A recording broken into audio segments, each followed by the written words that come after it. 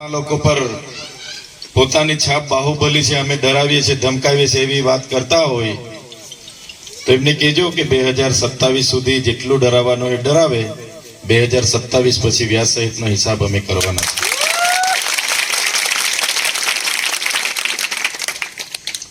જેટલું હેરાન કરવાનું હોય એ કરે, પણ એને કહેજો કે બેઠા એટલું જ કરે, કેમ કે જ્યારે હિસાબ અમે કરવા બેસીશું ત્યારે વ્યાજ સહિત હિસાબ લઈશું ત્યારે બેઠા એટલું જ હેરાન કરે આપણા લોકોને, એવું કહેવાનું તમારે. ને બીજું કે મને લાગે છે પોલીસ પણ ઉમેદવારની જેમ ચૂંટણી લડે છે. આ ભરૂચ જિલ્લાના એસપી જ્યાં પણ મારી મીટિંગ હોય એમાંથી ફોટા મંગાવે છે, એમાંથી થોડા લોકોને ત્યાં બોલાવે છે, ચેમ્બરમાં ધમકાવે છે કે કેમ ચૈતરભાઈ સાથે બેઠક કરી, મીટિંગ કરી, એમના ડીવાયએસપીઓને સૂચના આપે, એમના પીઆઈઓ નોટિસો કાઢે, બોલાવે, આ તે ફલાણું ઢીકણું. પણ આ ચૈતર વસાવા અને આમ આદમી પાર્ટી વાળા ડરે એવા લોકો નથી. તમારી જેલો બેલોથી, તમારી ખોટી એફઆઈઆરોથી અમે ડરવા વાળા લોકો નથી. અને એટલું પાણી હોય એ ભરૂચના એસપી, એમના ડીવાયએસપી અને એમના પીઆઈ વર્દી ઉતારો, રાજીનામું આપો અને આવો મેદાનમાં, ખબર પાડી અમે કેટલા બી એવો થાય છે, કેટલા બી એ થાય ને એની ખબર પાડી અમે. તમારા એસપી ના સાહેબ જે ગાંધીનગર બેઠા છે ને, એમને પણ ડેડિયાપાડા મેં 15 દિવસે પૂનમો ભરતા કરી દીધા છે. કોઈના બાપને કોઈનાથી ડરી અમે. તમારા ગૃહમંત્રી ડેડિયાપાડાના જમાઈ હોય, દર 15 દિવસે આવે છે. આગળ તો કોઈ તલાટી કમ મંત્રી નહોતા મળતા, આજે તો મંત્રી તંત્રીઓ આટા મારે છે. અમારી તાકાત છે. એક બાજુ વડાપ્રધાન ને લાવ્યા, 100 કરોડ રૂપિયા આદિજાતિ બાળકોના વિકાસના ફંડમાંથી ઉપયોગ કર્યા, 7 કરોડ 72 લાખની બસો મંગાવી, 15 કરોડના સ્ટેજ ને ડોમ ને મંડપ બનાવ્યા, 2 કરોડના ફૂલ ગુસ્સા લાવ્યા, 2 કરોડના ચા પીધી, 2 કરોડના સમોસા ખાઈ ગયા અને 2 કરોડ 40 લાખનું ટોયલેટ મૂક્યું. 2 કરોડના સમોસા ખાય એટલે ટોયલેટ બી જોઈએ ને. 2 કરોડ 40 લાખનું ઝાંઝરું મૂક્યું, કાચ એના ખર્ચા પડ્યા. અને આદિવાસીઓના આજે આંગણવાડી નથી, શાળા નથી, કુપોષણની ગ્રાન્ટ નથી, બાલવાડીઓને 4 મહિના સુધી ગરમ નાસ્તાના બિલ નથી મળતા. અને એક બાજુ આ નરેન્દ્ર મોદીના નામે દિવાળીઓ કરે છે. ત્યારે નરેન્દ્રભાઈ મોદી ડેડિયાપાડામાં આવ્યા ત્યારે મારા ડેડિયાપાડા સાગબારાના લોકોએ કીધું, ચૈતરભાઈ તમે જોઈ તો ગાંધીનગર કાર્યક્રમ રાખો, 15મી નવેમ્બર અમે બધા ગાંધીનગર અમારા ખર્ચે આવીશું. પણ આ લોકોને બતાવી દેવાનું છે કે ચૈતર વસાવાને હેરાન કરે એનું શું પરિણામ આવે. મેં કીધું ગાંધીનગર નથી જવાનું, આપણે નેત્રંગત ભેગા થઈશું. અને એક બાજુ નરેન્દ્ર મોદીનો કાર્યક્રમ, એમાં 7000 પોલીસ, 2000 શિક્ષકો, 2000 તલાટીઓ, 2000 ગામ સેવકો, 2000 DRDA વાળા અને બધા અધિકારીઓ થઈને 10-12 હજાર અધિકારીઓ અને 5-7 હજાર લોકો. અને બીજી બાજુ ચૈતર વસાવાની સભામાં સ્વયંભૂ 1 લાખથી પણ વધારે લોકો ઉમટી પડ્યા. એટલે અહીંયા જે ભાજપની ટોળકી છે એ ટોળકી તો અહીંયા GIDCઓના હપ્તા ઉઘરાવાના, સિલિકાવાળાના હપ્તા ઉઘરાવાના, કોરીઓવાળાના હપ્તા ઉઘરાવાના, ઇનલીગલી ખાણો ચલાવવાની. એટલે એ લોકોને સત્તા જતી રહી તો એ ફફડીને મરી જાય એવા છે. એ લોકો જો તાલુકા જિલ્લા પંચાયતની સત્તા જતી રહી તો ફફડીને મરી જવાના છે. એટલે તમારે છે ને તૈયાર થઈ જવાનું છે, બસ સત્તા ખોચી લેવાની છે. એટલે એમને ખબર અક્કલ આવી જાય એવું કામ છે. તૈયાર છો બધા? હવે 5 દિવસ નથી, હવે માત્ર 2 દિવસ છે આપણી પાસે, આજે, કાલે, પરમ દિવસ. અહીંયા બેઠેલા તમામ લોકોને હું વિનંતી કરું છું, એક ગામમાં 5-5 જણ હવે નીકળી જાઓ. 4 ગામ 5 ગામ, રોજ જે 4 દિવસ છે આપણી પાસે, તમામ ગામમાં જાઓ. કોઈને ડરવાની જરૂર નથી. ભાટી દાદાની જેમ બંને હાથે તલવાર લઈને એકલા મેદાનમાં ઉતરી જવાનું, માથું મૂકી દેવાનું. અમે બધા માથા મૂકીને નીકળીએ છીએ, કોઈના બાપથી ડરતા નથી. જય જોહાર. હા, એટલા માટે ઉતરી જાઓ. આ 2 દિવસ છે. લોકસભા હું લડ્યો આ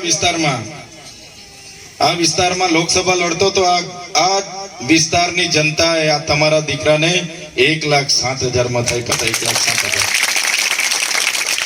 આ ભાજપ વાળા હતા ને સાંસદ, એમનાથી આપણી 36,000 ની લીડ હતી. ત્યારે પણ લોકોને આ લોકો ડરાવતા હતા, ધમકાવતા હતા, પણ લોકોએ ન પૈસા ન દારૂ, મત આપ્યો તો ઝાડુને. એટલા માટે આપણે આ વિધાનસભામાં 1,07,000 મત મેળવ્યા હતા. એટલે કોઈને ડરવાની બીવાની કઈ જરૂર નથી. અને હજુ તો અમારી શરૂઆત છે. આમ આદમી પાર્ટીને કહેવાતું હતું કે આ તો ના ચાલે, કે 22માં અમે શરૂઆત કરી ને, મોદી નો ગઢ છે, અમિત શાહ નો ગઢ છે, ભાજપનો ગઢ છે, આમ આદમી પાર્ટી ના ચાલે, ના ચાલે, ના ચાલે. આજે ગુજરાતમાં 6,500 ઉમેદવારો આમ આદમી પાર્ટી ઉતાર્યા છે. પોલીસ વાળા ફોર્મ ખેંચાડવા માટે આવતા હતા, એમના કોન્સ્ટેબલો, નેલસીબીન, બેલસીબીન બધા કેસ કરીએ, આ કરીએ, તળીપાર કરીશું, પાસા કરીશું, ફલાણું કરીશું, ઢીકણું કરીશું. એક પણ આમ આદમી પાર્ટીનો કાર્યકર ડર્યો નથી એમનાથી. જેલમાં જવાથી અમે ડરતા નથી. જેલમાં તો મહાત્મા ગાંધી ગયેલા, જવાહરલાલ નહેરુ ગયેલા, સરદાર વલ્લભભાઈ પટેલ ગયેલા, અરવિંદ કેજરીવાલ ગયા, સત્યેન્દ્ર જૈન ગયા, સંજય સિંહ ગયા, ચૈતર વસાવા હાથ વાર જેલમાં જઈને આવ્યો છે. એમની જેલથી બીવા વાળા થોડો છે. આદિવાસીઓના પૂર્વજ હતા બિરસા મુંડા. આદિવાસીઓના અધિકારો માટે એમણે જેલમાં 25 વર્ષે શહીદગી વહોરી હતી. તો આપણે આદિવાસીઓના અધિકારો માટે લડીશું, છેલ્લા શ્વાસ સુધી લડીશું. એટલે કોઈને ડરવાની જરૂર નથી. આ વિસ્તારના આગેવાનો, ખેડૂતો બધાને ખબર છે. ખેડૂતોને આજે ભાવના પાક ડબલ કરીશું, પાકના ભાવ ડબલ કરીશું. ક્યાં ગયા એમના વાયદા? ભાજપ વાળા કહેતા હતા ને વર્ષે 2 કરોડ નોકરીઓ આપીશું. 12 વર્ષથી છે શાસનમાં, 24 કરોડ નોકરીઓ આપવી જોઈએ ને. ક્યાં ગઈ નોકરીઓ? બધાને જનધન ખાતા ખોલાવ્યા.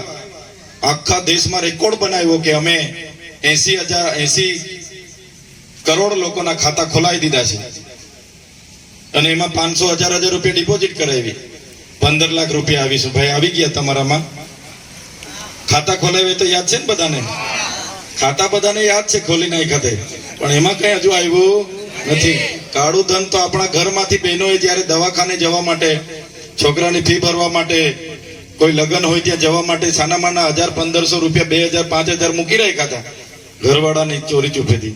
એ પણ પેલા મોદીએ કીધું કે ભાઈ એ જ કાળું ધન છે, કાળો બહેનો કાળો જમા કરાવો. એ બી જમા કરાવ્યા ને, 1000 વાળી 500 વાળી. યાદ છે ને બધાને? એટલે આવા ઠગ લોકોને હવે મત આપવાની જરૂર નથી.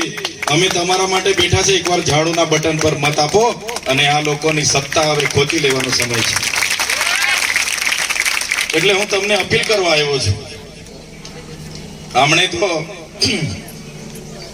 સત્તામાં બેસવા માટે પૈસાનો ધૂમ ઉપયોગ કરશે.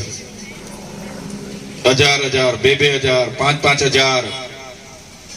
કઈ વાંધો નહીં. લોકો પોતાની કેળો વેચીને કે શેરડી વેચીને તમને પૈસા આપવા નથી આવવાના. કોઈ કપા વેચીને કે મકાઈ વેચીને આપવા આવે છે ભાઈ પૈસા. જનતાના પૈસા 5 વર્ષે લૂંટી ભેગા કરી અને પછી ચૂંટણીઓમાં એ જ પૈસાથી મત લેવા આવવાના છે. ત્યારે 1,000 આપે તો 2,000 માંગી લેજો, પણ મત બધાને કહેજો કે ઝાડુમાં જ આપવાનું છે. તમારા ધારાસભ્ય તો વિધાનસભામાં જાણે બપોરનું આવે, હાજરી પુરાવે, બપોરનું ટિફિન જમી પાછા રૂમ પર જઈને હોઈ જાય. એક શબ્દ ઝઘડેના લોકો માટે આજ દિન સુધી બોલ્યા નથી. બોલ્યા હોય તો તમે રેકોર્ડ કઢાવી લેજો.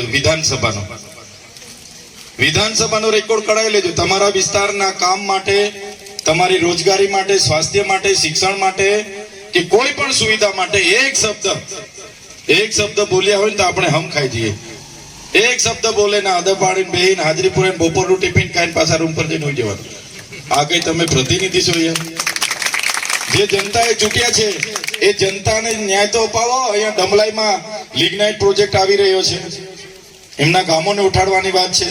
અહીંયા હાઈ સ્પીડ કોરિડોર જાય છે, એમાં મફતની જમીનો લઈ લેવાની છે. એમાં સરકારમાં મકાનનું શું વળતર, ઘરનું શું વળતર, દુકાનનું શું વળતર, કૂવો જાય એનું શું વળતર, બોર જાય એનું શું વળતર, જમીનનું શું વળતર, કઈ સરકાર આપવાની નથી. માપણી ચાલુ થઈ ગઈ છે. એના વિશે તો એક શબ્દ બોલાય કે ના બોલાય? બસ ટિકિટ ના મળે એટલે બેહી રહેવાનું કે પોલીસ એટલે ટિકિટ ના આપે એટલે ડરે. તો એવા લોકોને પણ ઓળખીને ઘર ભેગા કરવાનો સમય આવ્યો છે. અને આવનારી 27માં ચોક્કસ આવા લોકોને અમે ઘર બેહાડી દેવાના છે. એની તમારે ચિંતા નહીં કરવાની. સહકાર તમારે આપવાનો છે. બસ તમારો સહકાર આ ચૂંટણીમાં પણ આપણા જિલ્લા ઉમેદવાર તાલુકા ઉમેદવારોને મળે એ વિનંતી કરવા માટે આવ્યો છું. આમ આદમી પાર્ટી પૂરી તાકાતથી વધે છે. આખું ગુજરાત, આખું ભાજપ ખલબલી મચી ગઈ છે. આજે આ ચૈતર વસાવાને જેલો કરીને પણ આજે આ લોકોને સંતોષ નથી. આજે ડેડિયાપાડામાં નથી જવા દેતા. પ્રવેશ બંધી છે. મારે ડેડિયાપાડાની હદમાં નહીં જવાનું. આજે પણ 9 મહિના થયા. જે જનતાએ મને ચૂંટ્યો ને તેમના સુખના દુઃખમાં નહીં જવાનું. મારા ઓફિસે નહીં જવાનું. ઘર પરિવાર ગામ મારું ભોગતિયા નહીં જવાનું. પણ હમણાં ડેડિયાપાડા વાળા ફોર્મ ભરવા માટે નીકળેલા ને કાલે સભા હતી. હજારો લોકો કાલે ભર તડકામાં 2 વાગે સભામાં આવ્યા. કાલે 2-4 મીડિયા વાળાએ પૂછી લીધું, આમના જેવા મીડિયા વાળા હતા, ભાઈ ચૈતર વસાવાને તો ડેડિયાપાડામાં સરકાર આવવા નથી દેવાની, તમે ઉમેદવારોને કઈ રીતના જીતાડશો? ત્યારે માતાઓ હતી 2-3 વડીલોએ મીડિયા વાળાને કીધું, સરકાર ભલે ને ચૈતર વસાવાને ડેડિયાપાડાથી બહાર કરી દે, પણ અમારા દિલોમાં છે ને ત્યાંથી ક્યારે બહાર નહીં કરશે. ટુકડા સાફ થઈ જવાના છે. ડેડિયાપાડા, સાગબારા, ચીકદા, નર્મદા જિલ્લા પંચાયત, નેત્રંગ વાળા ભાઈ પૂરા હજ્જડબમ છે આ વખતે તો. બસ તમારે ઝઘડિયા અંબાડી લેવાનું છે. આ વિસ્તાર વાલિયા, નેત્રંગ ને બધું જડબે સલાક છે. એટલે ચિંતા કરવાની જરૂર નથી. 2-3 દિવસ છે. તમે હવે જંગે મેદાનમાં ઉતરી જજો અને આપણા ઉમેદવારોને જીતાડી લાવજો એ વિનંતી કરવા આવ્યો હતો. ટૂંક જ ગાળામાં 2 દિવસ પહેલા તમને જાણ કરી, છતાં તમે અહીંયા ઉપસ્થિત થયા, અમને સમર્થન આપ્યું, સહકાર આપ્યો અને આશીર્વાદ આપ્યા. એ બદલ તમારો બધાનો આભાર માનું છું. બધાનો ખૂબ ખૂબ આભાર. ધન્યવાદ. જય ભારત.